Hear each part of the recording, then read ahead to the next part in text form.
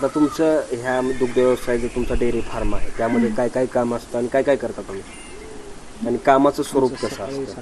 सकाळी 5:30 नंतर सुरू होतं. सकाळी म्हणजे हे मुक्त संचारमध्ये असतात, मग आम्ही तिकडच्या गोट्यामध्ये खायला टाकून घेतो आधी आणि मग त्यांना सोडतो.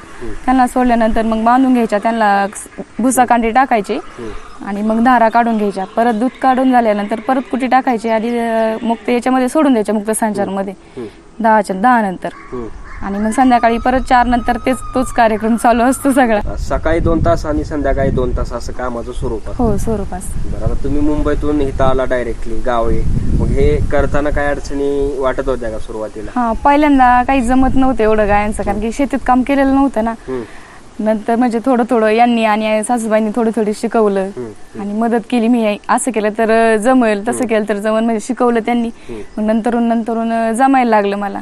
मग आवड वाटायला लागली. म्हटलं आपल्याला आवड येतात बाबा सगळं करायला, वेळच्या वेळी करतो आपण म्हटल्यावर ती काय हरकत नाही गाय वाढवायला. त्याच्यामुळे मग गाय वाढवल्या.